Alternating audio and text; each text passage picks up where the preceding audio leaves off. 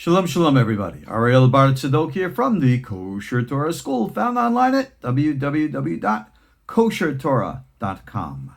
In today's lesson short, we are going to begin a new series of lessons on a very, I'm pausing here because this is a difficult topic. This is a scary topic. This is something that's, the word pops up and I'm going to have to say it. It's a dangerous topic. Many of my peers are going to think I'm nuts for even willing to teach this publicly. But based upon the very famous pasuk verse in the book of Psalms, 119, 126, Et lasot lashem sefirot toratecha. The time has come to act for Hashem because people have voided the Torah. I am now going to introduce you to the actual function and usage of that which we call in Hebrew Shemot Kodashim, holy names. We're going to dispel the mythologies and the fantasies that many people, especially those out there in social media, try to impose upon these very sacred teachings. We're going to dispel with that. In the wise words of Rabbi Eliezer from Pirkei Avot, Dalashiv Lepikores, we are going to properly respond to those who are propagating, let's put it blunt, false teachings. Now, how am I going to do this? Well, I could get up on my soapbox like so many other of my peers and say, this is the right way and that's the wrong way and you got to believe it or you're all going to whatever. No, we don't do that here at the KosherTorah School. You know that. That way works for those for whom it works, but we have a different way here. If I want to convince you of a thing, I'm going to follow the Zoharic advice and the Talmudic advice, which are Tahazeh and Tashema. Come and see with your own eyes. Come and hear with your own ears. That emphasis is that word ta in Hebrew, which is come. In other words, you're going to make the movement. You're going to perform the function. Yes, I'm going to explain to you how the system operates as best as I can in brief. Remember, this is social media. This is the public internet. This is in a foreign language from Hebrew. There's only so much that this present structure is capable of containing. Remember Rabbi Chaim Vital's famous elaborated expression of the origins of what we call evil. Evil is the not proper functioning of the universe, if you will. It states in brief that light from above was going to come into the vessels below, but the vessels below weren't strong enough to receive that light. The lights, therefore, caused the vessels to shatter. Kind of like blowing up a balloon. You put in too much air, it pops. Right? The human mind can only handle so much information. The human soul can only experience so much light. And it needs to properly be, what we say, mitaken, rectified, prepared. You want to go to the gym and you want to bench press 200 pounds. Well, you don't just start that way. You start small and you work your way up. And eventually you strengthen the body or the vessel so that it can take the light. The whole system that Rabbi Chaim Vital explains, of course, is the breaking of the primordial vessels, the falling of the original lights, and their rebuilding. Well, that's the process that we're going to follow. It's a psychological and a psychic process. So before I start giving you, okay, these are the names and this is what you do with them, you got to understand a little bit more than that.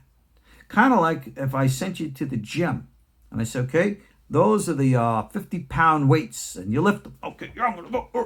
Oh, I just hurt myself. Yeah, right, because you're not doing it the right way. Because you're not paying attention. Whoops, knocked my own glasses off here. I acknowledge, and hear me now, I'm going to give you material I acknowledge, all right, you're going to hear it right from me. This can very well be dangerous. I admit it. This can be compared to giving a loaded gun into the hands of a child. That's true too. But let me tell you the difference about children.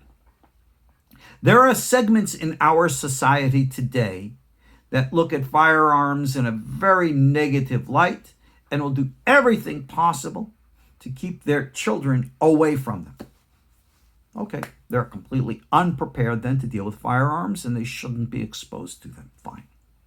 But there are other elements and segments in our society in which the usage of and the presence of firearms is a daily norm. And children, yes, children as young as 5 and 6 and 7 are properly trained with the respect of firearms and the usage of firearms and the application of firearms. And these are very well trusted in those elements of the society whose culture it is to be like that. And this is not a class to argue and debate these things. I'm just giving you an example of what's happening in society. It's a true example. You can take whatever side you want. I don't care. But with regards to the materials that I'm going to be releasing to you now, I'm going to advise you, if you are of that mentality to stay away, then please stay away. You can listen to these classes for academic information, or you can totally turn them off. You know me, I don't care. You are always welcome here at our KosherTorah school, and you're always welcome to equally leave anytime you want. There are plenty of other places to go. Our school, our teachings are for those who are ready for it, those who are willing to learn and embrace. So I'm going to teach you now about psychic, spiritual firearms. And I hope you can handle it. Because if not, well, you're going to learn the hard way. Now, I'm going to begin with a lesson here, pretty much to teach how to defer or to neutralize what we call negativity, harmful or antagonistic forces. And here's the essay. You'll see a link to it in the thing below. I've already sent this out to my KosherTorah school email list, I think, last week. Now I'm going to make this public for you. I'm going to show you what it's all about. Without getting into all details which are not necessary, because remember this, again, an example. If you want to drive a car, you need to know how to turn the wheel, turn on the ignition, use the brake, use the gas, etc., and so on. You need to know the rules of the road. But what you do not need to know is how a combustion engine works, how transmissions operate. You don't need to know the mechanics, the auto mechanics, to drive a car. Well, it's the same thing with this kind of stuff. Yeah, I'm going to teach you in code how to drive. As for the mechanics, for that, you're going to have to take more advanced courses at our KosherTorah school. All right, that's that. But with that being said, understand now, we've finished our Sefer Yetzirah course, and this Holy Names course is the continuation of that. We're going to put into practice many of the things that we learned in our 96 lessons in the Sefer Yetzirah. And in the Sefer Yetzirah, if you remember, chapter 1, we talked about sefirot, energy, the force. And throughout the rest was all about the letters, the otiot, the forms. You have force and you have form. In the original language of our sages, this was called chomer, form, and tzura, the energy or the image within. Tzura v'chomer, the image and the form, or the force and the form, using modern terms. So understand that what those two are what we call the sefirot and the letters. So you want to learn holy names. Oh, I'll tell you all the holy names. I'll tell you the letters. I'll even give you their proper vowels. I'll give you all the letters, all right, with their vowels, if you will. And you will find that they are as, weak, emasculated, worthless, because unless you put the sefirot into the letters. It's kind of like trying to drive a car without gasoline in the engine. Okay? I'm sure you understand the concept. The practice thereof, you're going to learn with experience. Okay? The practice thereof is the sefirot are always represented by the name Yud Kei Vav Kei. And the letters, we all know the letters. So if we want to put the gas into the engine, then we take the Yud Kei Vav Kei and we put it into the names. The way that this is done in the old school, Rabbi Chaim Vital talks about this in the Shari Kedusha. Rabbi Avraham Abulafia discusses this throughout all of his works. You will find in this course that we're going to deal with secrets from Avraham Abulafia, Chaim Vital, and Raziel HaMalach. I'm going to take you into the original teachings of these books where no one has gone before, especially in social media. And I'm going to show it to you. We're going to translate these materials. I'm going to show you what they are and how to use them, because that is what it's all about. And we're going to put together different systems. Originally, I was planning to deal exclusively with teaching the 72 triad name of God from Raziel HaMalach. I'm in the middle right now of translating that section for its proper usages. And we're going to get to that. Those lessons will be shortcoming. Augmenting that from Rabbi Avraham Abulafia's book, Haye Olam Haba, how we use the names. I'm going to get into that. Chaim Vital in Shari Kedusha Part 4. We've talked that before. We're going to do it again in this little series of lesson shorts. I'm going to give you the real deal. What you choose to do with them is up to you. But with that being said, again, I'm going to give you a warning. I'm going to put real psychic energy at your disposal. If you interact with it properly, and the definition or the Hebrew term for a proper interaction with psychic energy we call kedusha, holiness. Holiness is nothing to do with religion. It has nothing to do with ethnicity. You don't have to speak an Eastern European dialect or dress like you're from the old country. That's not holiness. That's culture. It's a matter of attitude. It's, of course, you have to be properly aligned. If you are imbibing, for example, non-kosher meat or other foods which can contaminate the body, this is not for you. All right? You're going to have to keep a kosher diet. I don't care if you're Jewish, not Jewish. It's a matter of calibration of energy. Sexuality. Yeah, you got to be proper, monogamous within the proper balance as things are outlined in the Torah by the universe. I don't make these laws up. And again, calibration. Energetic calibration. That is holiness. That's why in the Torah, the children of Israel, all 12 tribes, were commanded, Kedushim Tehiyu. You have to be holy. Why? Because God's holy. Calibrating the energy. It's really what it's all about. Take it out of religion, recognize it as an energetic reality. So, I'm going to give you a power that's going to channel along that current, which we call kedusha. And I will remind you that the right means in the wrong hands can and will cause that right means to work in the wrong way. So that is our introduction now.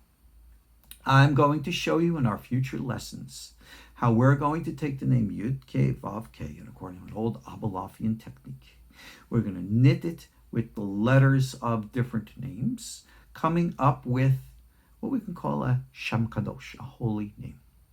Even though today people are terrified of holy names, they don't pronounce them, don't look at them. No, we have a halacha specifically of what holy names are prohibited to be recited and pronounced, and that is what we live by. We live by the halacha. We don't make halacha up, in spite of what other people might say. With these that we are putting together now, that the ancients have done for centuries, they have always chanted them, recited them. You see this even in the Sulam Aliyah, Rabbi Yehuda al-Batoni. You see this in Abu Lafi. You even see this in Rabbi Chaim Vital. So you have to get over your fears. But at the same time, you have to be properly prepared. Again, it's going to be repeated over and over again. So this is now our introduction lesson into Shemot Kodashim. This is your prep, your warning to get things right. Okay. How to use this specific name, like I said, I'll put a link to that in this class. But the explanation will start in this specific class in our next lesson. All right, so this way you don't have to be rushed with anything. And you're going to learn how to actually use sound as a vibrational focus of the projection of mind thought. Mind thought we call kavanah. The kavanah or kavanot system is the foundation of everything that Rabbi Chaim Vital and Rabbi Rashash taught. It is the foundation of our prayers in the Jewish tradition, that when we recite words, we're not just reciting mere sounds. We're not even just making up wishes. We are projecting actual psychic thought in a very focused construct way. The letter of the sefirot, through the letters, the forms of what we're speaking. This is that Tzura v'chomer. This is the sefirot and the otiot. This is the force and the form. If you are properly calibrated, then you will connect the circuit. You will use the force and the force will use you. This is the way that we bond with God. This is the fulfillment of the biblical commandment that those who bond with God are called alive. This is the definition of life. So, in almost all here that we discuss in the KosherTorah school, I place focus with you upon experience. But now that I'm giving you something that's very powerful, you're going to have to take upon yourselves the responsibility to be properly prepared. And if you feel that you can't, shuv al taseh adif, as we say, then it's best not to do it. And I'm telling you right now from the beginning, I acknowledge, like I said, that I'm giving you something serious. And I tell you again, like it said in Psalm 119, 126, time's come to act.